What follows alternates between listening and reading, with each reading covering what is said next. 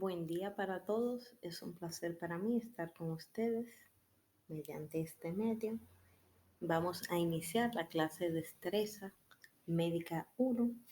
Lamento los inconvenientes que han limitado nuestra presentación en persona, pero vamos a sacarle el mejor provecho a este contenido. Entonces vamos a iniciar con los componentes de la historia clínica.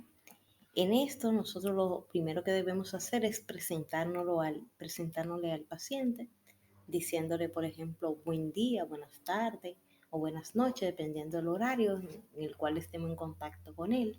Decirle nuestro nombre, nuestra especialidad médica o el área en el que nos desempeñamos y cuál es el propósito inicial o cuál es el objetivo de nuestra intervención con ellos. Un ejemplo sería, buen día, soy la doctora Fermín, soy médico de emergencia y en el día de hoy estaré brindándole asistencia. El motivo de consulta, la razón por la cual el paciente decide ir a la consulta o a la emergencia. Generalmente vamos a escribir uno o dos, dependiendo de la información que nos brinde el paciente. Vamos a tener claro la información inicial, que son los datos generales, datos de la afiliación, fecha y hora para tener un registro eficiente de cada paciente, la historia de la enfermedad actual, que vamos a entrar en detalle más adelante, la historia médica pasada del paciente, sus antecedentes, la historia médica familiar que juega relevancia, sobre todo en las enfermedades cardiovasculares y en las enfermedades hereditarias, la historia personal y social que tiene influencia, debido a que muchas enfermedades están influenciadas por el ambiente. Veremos la revisión por sistema y vemos finalmente cómo es la forma correcta de cerrar una entrevista médica. Los objetivos serán realizar las preguntas pertinentes para realizar una anamnesis completa y establecer desde el inicio unas buenas relaciones interpersonales utilizando nuestras habilidades sociales con el fin de tener una buena relación médico-paciente. Entonces, el motivo de consulta es la razón por la cual el paciente decide acudir a la emergencia o a la consulta en general. Podríamos decir que si tenemos el ejemplo de una paciente femenina de 25 años, sin antecedentes, la cual se encontraba estable hasta 3 días previos que inicia cuadro de fiebre altas, no termometradas, sin predominio de horario, sudorativa, que ceden con el uso de acetaminofén para luego reaparecer con iguales características de predominio vespertino, y que la paciente permaneció en su hogar hasta el día de hoy, que presenta cefalea intensa holocranial 9 de 10 en la escala subjetiva del dolor, razón por la cual decide acudir vía emergencia. En este caso, eminentemente, el motivo de consulta va a ser el dolor de cabeza, que fue la razón por la cual la paciente decide acudir a la emergencia.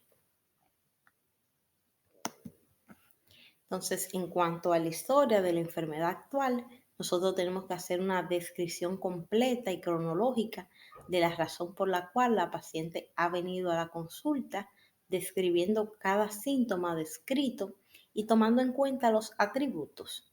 En este caso, la localización, cuando estamos hablando de la fiebre, dijimos que una fiebre holocranial, estuvimos viendo que entre sus características era punzátil, puede ser punzátil o opresiva, que la intensidad era 9 de 10 en la escala subjetiva del dolor.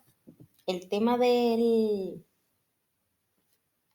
dolor es subjetivo porque no tenemos la forma de medir el dolor directamente como podemos hacerlo con la temperatura, con la frecuencia cardíaca o con la saturación de oxígeno. Sin embargo, en el caso de dolor podemos valernos de la escala subjetiva del dolor de la OMS. Esta va desde 1 a 10. Debemos explicarle al paciente que 1 es una sensación de disconfort o molestia y que 10 es el dolor más terrible que ha sentido en su vida. Entonces, partiendo de ese punto, el paciente podrá decirnos si tiene un 8, un 7, un 5, y esta información nos va a servir para decidir qué tipo de analgésico vamos a utilizar, pero también para hacer una evaluación en el tiempo. Si cuando la paciente tenía 9 de 10 en la escala subjetiva del dolor, y utilizó un analgésico tipo AINES y una hora después la paciente me dice que tiene 6 de 10, entonces la paciente ha mejorado con la terapia que elegí para ella. Entonces es importante siempre tomar en cuenta esto. El inicio, vimos que en el caso de esta paciente inició hace 3 días, vimos que el cuadro aparece y reaparece, que este predominio en las mañanas, en la tarde, perdón, que vespertino, y entonces ahí ya tenemos el tiempo, la duración. Luego tendríamos que indagar en qué contexto ocurre. Si la paciente, en el caso del dolor de cabeza, el dolor de cabeza se exacerba cuando ella presenta movimientos o cuando está en contacto con la luz, bueno, son factores que lo exacerban. Si este dolor de cabeza se alivia cuando ella está en lugares oscuros, entonces tenemos cuáles serían los factores que la mejoran. ¿Cuáles síntomas están asociados? Si aunado a este dolor de cabeza la paciente presenta náuseas que inducen al vómito, entonces es importante tenerlo en cuenta en la historia de la enfermedad actual. Entonces, los datos de la niñez, las enfermedades de la niñez, cobran relevancia en muchísimas patologías actuales. Por ejemplo, si el paciente va por disnea, edema de los miembros inferiores, por una falla cardíaca y al auscultar el corazón, escuchamos que el paciente tiene ruidos irregulares y se le hace un estudio pertinente y descubrimos que el paciente tiene una valvulopatía secundaria a la fiebre reumática por tener infecciones consecutivas por faringoamigdalitis durante la niñez maltratada. Entonces vemos que es importante indagar porque pueden tener relación con la enfermedad actual. Las enfermedades de la adultez, como la hipertensión y la diabetes, pueden relacionarse con la enfermedad actual. Por ejemplo, si tengo un paciente que ha sido hipertenso y diabético de larga data y acude porque tiene anuria, o sea, que no está haciendo pipí, entonces el paciente puede tener una enfermedad renal crónica secundaria a su hipertensión y diabetes, o sea que es importante. Los antecedentes quirúrgicos son bastante relevantes. Ponerme en el contexto de una paciente cuyo motivo de consulta sea dolor abdominal en fosa ilíaca derecha. Yo estoy sospechando de una apendicitis, pero en su historia, en tu antecedente quirúrgico, me dice que le hicieron apendicectomía, pues ya yo puedo enfocarme hacia otro diagnóstico. La hospitalización, es importante saber cuándo fue su última hospitalización, por qué han sido su hospitalización, cuál ha sido el manejo. Por ejemplo, si la paciente ha sido ingresada en ocasiones repetitivas por infección de vía urinaria y ya le han hecho tratamientos con antibióticos, pero la bacteria que tiene es resistente, bueno, saber qué antibiótico le han puesto con anterioridad me sirve a mí para elegir la mejor terapéutica en esta ocasión. Los traumas, si el paciente acude porque tuvo un trauma en la rodilla y me dice que en esa misma rodilla tiene colocado materiales de osteosíntesis y yo veo una deformidad, no puedo pensar que puede haber una rotura del material de osteosíntesis. Las transfusiones, hay enfermedades que están relacionadas con las transfusiones de origen infeccioso que es importante nosotros tener en cuenta. Antecedentes psiquiátricos sumamente relevantes. Si la paciente me llega en un periodo con agitación psicomotora, refiriendo a alucinaciones y la paciente tiene antecedentes de esquizofrenia, bueno, pues una exacerbación de su enfermedad mental. Pero si la misma paciente, si otra paciente sin esos antecedentes me llega con esa clínica, yo tengo que descartar la parte orgánica como principal causa antes de acudirle su cuadro a enfermedades psiquiátricas. La alergia es muy importante, sobre todo cuando vamos a medicar a un paciente. La inmunización y la historia que esta paciente ha tenido cuando tuvo su primer ciclo menstrual, cuando si ha tenido dismenorrea, si ha tenido parto, todo esto es sumamente importante. En la historia médica familiar, cuáles han sido las enfermedades más predominantes en su familia. si hay enfermedades renales, de la tiroides, si hay asma, si hay abuso de sustancia, si hay enfermedades mentales. Recordar que algunas enfermedades mentales se heredan hasta en un 25%. Entonces, todo esto puede brindarnos información importante. Si los familiares han fallecido, cuáles han sido las causas.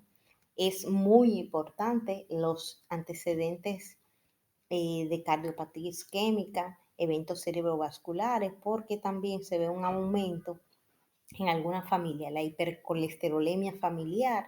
Hay muchas enfermedades que están familiarizadas con la genética.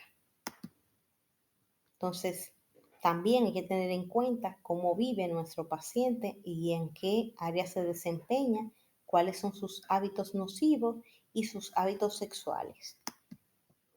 En relación a la vivienda, tenemos que tener en cuenta que, por ejemplo, dónde vive el paciente podría tener relevancia o importancia con la enfermedad que éste está teniendo. Si, por ejemplo, el paciente vive en la línea y está en contacto con los arrozales, quizás y llega con fiebre, quizá ahora tenga una leptospira.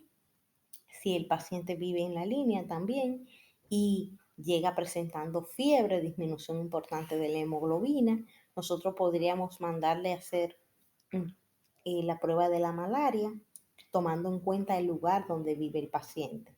Su ocupación también, si por ejemplo el paciente trabaja, está en contacto con el plomo y llega con datos de intoxicación por plomo, pues bueno, su ocupación tiene relevancia. Las características de donde viva también, y en algunas personas, si el paciente no llegara, por ejemplo, con cefalea intensa, opresiva, irradiada a la nuca y tiene un trabajo en el cual recibe mucho estrés, entonces esto pudiera estar relacionado con una cefalea tensional. Entonces, todos estos datos tienen relevancia. Estuvimos conversando ahí un poco acerca de cómo los datos, los pasatiempos, aunque parezca algo inofensivo, tienen relevancia. Usted se dedica a realizar eh, mm, entrenamiento o actividades con alta carga axial, por ejemplo, levantar pesas, y usted llega con dolor en la espalda baja, bueno, pues su pasatiempo, que levantar pesas, puede estar relacionado con su enfermedad actual.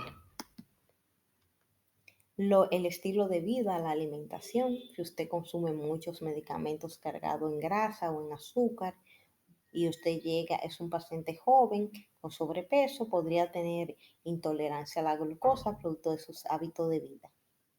La medida de seguridad, si usted trabaja y no utiliza casco, entonces usted podría tener alguna lesión derivada de la medida de seguridad que usted tome. La afiliación religiosa tiene importancia. Recordamos que hay actividades que personas de ciertas religiones practican o no hacen en el tema de la alimentación y la religión. Por ejemplo, algunos no comen carne de cerdo, entonces podríamos eliminar de la lista, descartar infección por cisticercus. Si la causa fuera cefalea intensa y uno pensara que tiene una neuroinfección por cisticercus, entonces sería una de las cosas que nosotros pudiéramos descartar si el paciente no consumiera estos alimentos debido a su religión. Si la parte de la agresión es muy importante tomarlo en cuenta, porque van a llegar los pacientes que nos van a referir a algún tipo de lesiones que no se van a relacionar con la cinemática del trauma, o sea, con el trauma per se, y puede ser que la historia clínica no coincida con el trauma porque el paciente como tal está siendo víctima de violencia. Entonces, el tabaco, ¿cuándo se inició a utilizar el tabaco? ¿Cuánto tiempo va a arrojar información en cuanto a la salud cardiovascular o el daño endotelial que este paciente pudiera tener debido al uso constante del cigarrillo? Las drogas también, hay enfermedades como la miocardiopatía alcohólica o la miocardiopatía por abuso de sustancias que van a estar relacionados con el tipo de droga y la cantidad.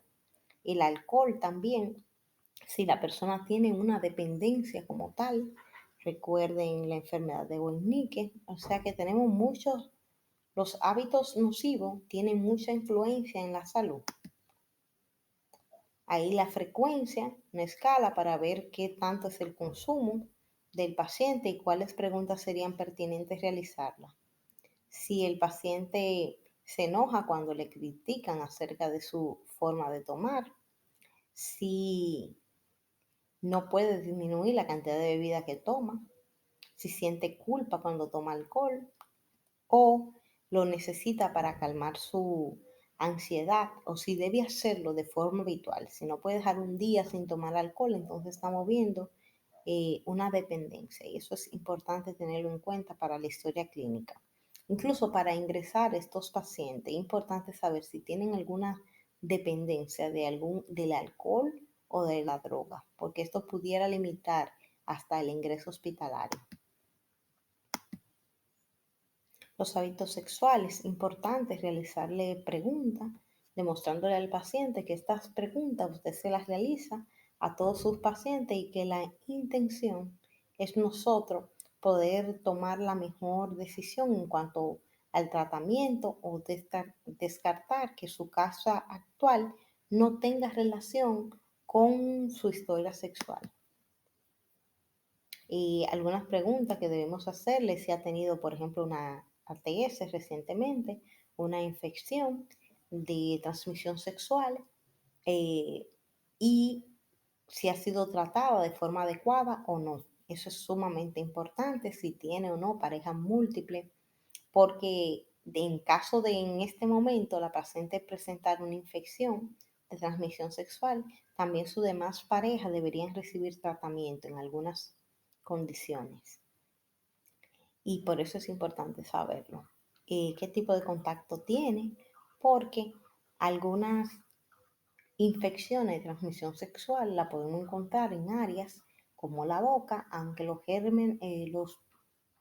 virus que la causen, como en el caso del Epstein-Barr, sea el de tipo vaginal. Entonces, conocer estos hábitos puede ayudarnos.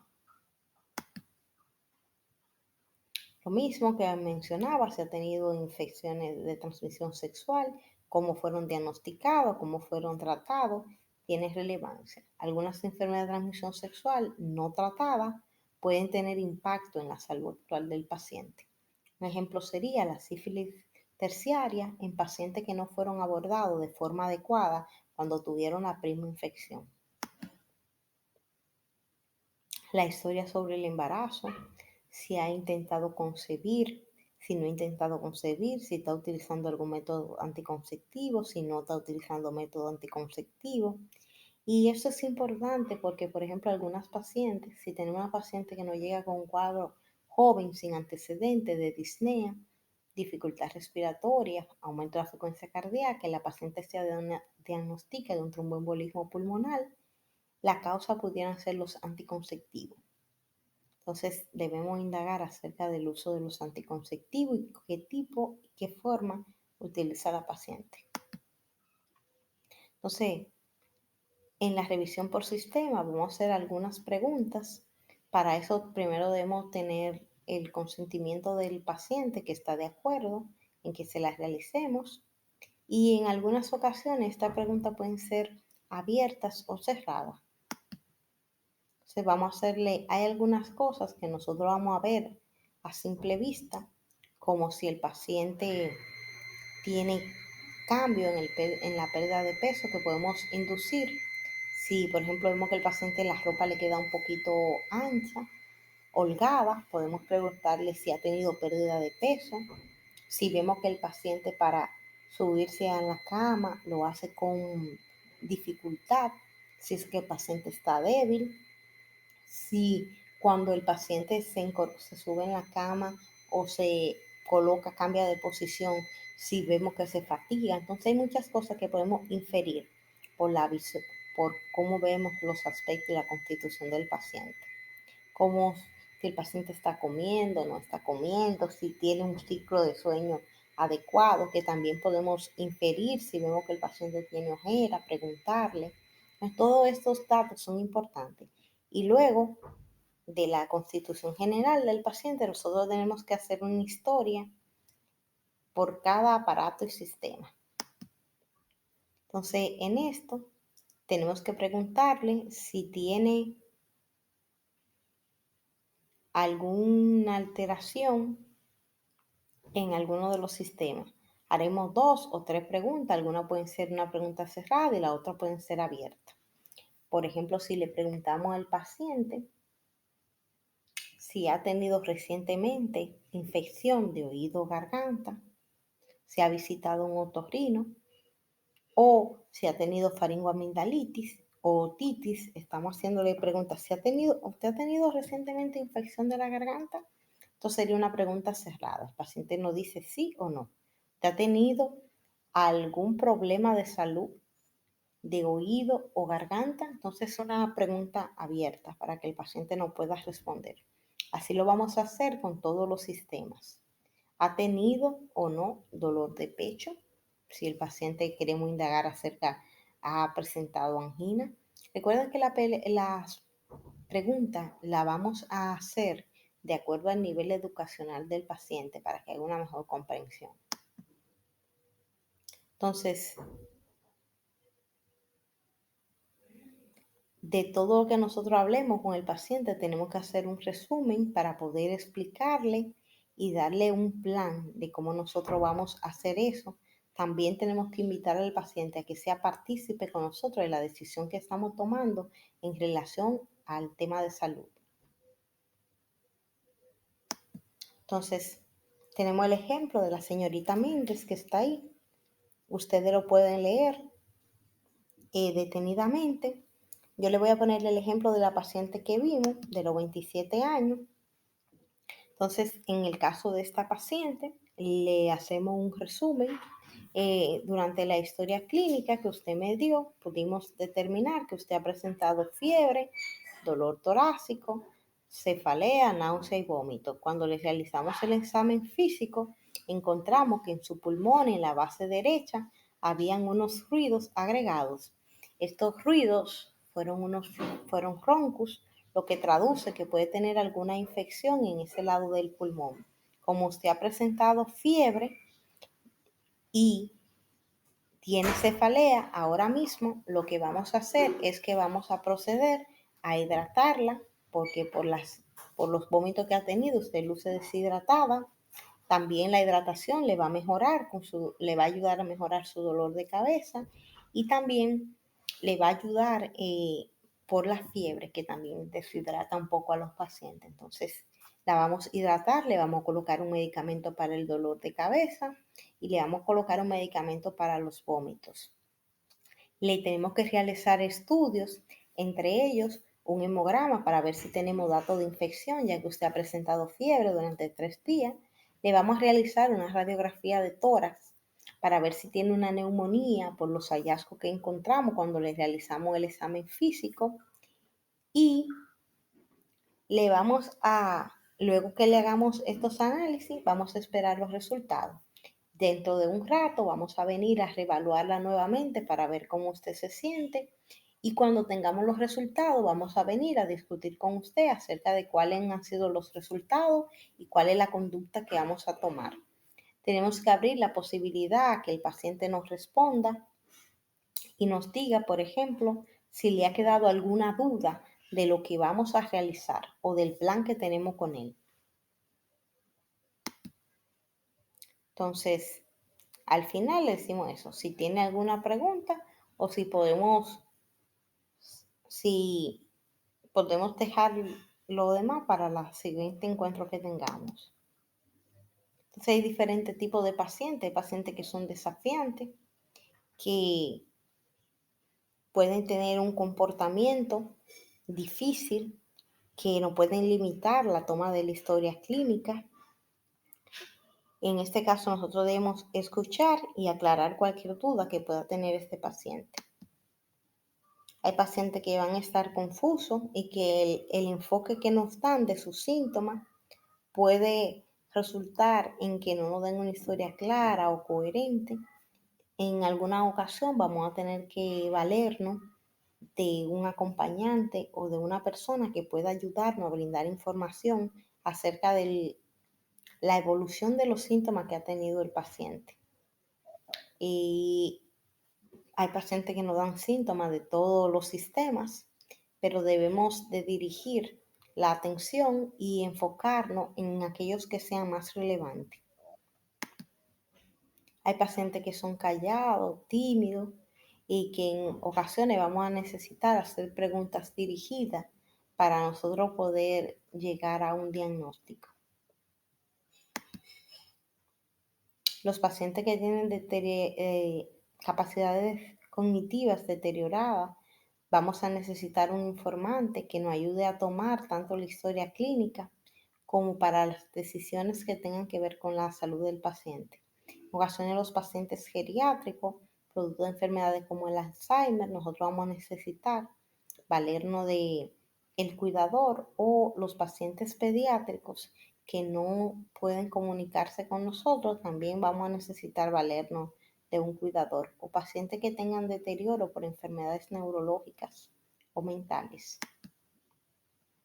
El paciente hablador, que es muy diferente al paciente callado, tenemos en ocasión que limitar el tiempo para nosotros poder maximizar la toma de información que está pertinente a la historia clínica. En este caso, sin mostrarnos impaciente ante el paciente, para que éste no piense que no le estamos dando relevancia a lo que nos está contando. Estos pacientes en ocasiones pueden venir y tomarnos más tiempo del que naturalmente uno toma con la historia clínica, pero debemos puntualizar en los datos relevantes, o sea que en ocasiones vamos a tener que dirigir un poco la historia con este tipo de pacientes. Los pacientes que lloran, actualmente vemos un aumento de los pacientes con depresión. El llorar a veces puede ser hasta reconfortante para algunos pacientes y le puede servir de apoyo emocional. Lo que nosotros debemos elegir el campo adecuado, porque un paciente gritando, vociferando en emergencia no es el mejor entorno por el mismo bienestar de los demás pacientes, o porque puede tornarse en una situación difícil. Pero si es un paciente que está sollozando o llorando, y nosotros necesitamos mostrarnos empáticos con este tipo de paciente y brindarle el apoyo emocional que requiera. Los pacientes a veces vienen enojados, no por el médico, no por ninguna conducta que nosotros hayamos tomado, sino vienen hostiles por situaciones adversas a nosotros. Debemos tratar de brindarle ayuda, escuchar cuál es su causa de queja y evitar todo tipo de confrontación que pudiéramos tener con estos pacientes. Entonces podemos mostrar frases que puedan mostrarse, que puedan darle a entender que nosotros entendemos su situación y que estamos en la mejor disposición de ayudarle. Sin embargo, hay limitantes que nosotros tenemos con los pacientes que también tenemos que hacerle entender. Por ejemplo, si el paciente se torna irritable porque tiene un problema con la cobertura de salud de su plan, nosotros no trabajamos directamente con las aseguradoras en ese sentido. Él tiene que hablar con la parte administrativa. Entonces, dejarle entender que nosotros como tal, esa parte no tiene que ver con nuestro trabajo, pero que estamos en la mejor disposición de ayudarlo a comunicarse con la persona que sí le puede brindar una información, puede hacer que su actitud mejore. Entonces debemos siempre mantenernos calmados y evitar las confrontaciones. En ocasiones, cuando los pacientes se tornan muy irritantes, llamar al personal de seguridad, porque ante todo nosotros tenemos que cuidar nuestra integridad como personas. En ocasiones la barrera idiomática puede limitar el que nosotros tomemos una adecuada historia clínica. Entonces, en este caso, podríamos valernos de un intérprete. En muchos centros de salud ya se cuenta con una persona que hablan diferentes idiomas y que pudieran ayudarnos a tomar una mejor historia. Siempre, aunque utilicemos un intérprete, debemos mantener el contacto visual con el paciente para que éste vea que sí tenemos interés en él y en su historia de la enfermedad. Muchísimas gracias por su atención. Este es un resumen corto de los puntos más importantes de estos temas. Recuerden, estas diapositivas no son un sustituto de su lectura. Esta diapositiva abarca las primeras 4 capítulos de su libro. Son las mismas que se están utilizando en todas las demás clases. Por lo tanto, les recomiendo que como aquí trata los puntos claves que vimos, ustedes verán en su libro de texto, que traten de hacer la lectura guiada por la diapositiva y viceversa, para que les sirva de complemento en cuáles puntos ustedes deberían prestar un poco más de atención. Aunque vuelvo y les repito, toda la lectura es importante. Le voy a colocar este video y la guía en la PBA o le dejaré el link para que ustedes puedan buscarlo. Y también le voy a dejar colocada la diapositiva de las próximas semanas para quienes tengan tiempo y así lo desean, pueden ir familiarizando. Cualquier duda o pregunta que tengan, la vamos a responder en nuestro próximo encuentro. Muchísimas gracias y feliz resto del día. O noche si está viendo el video de la noche.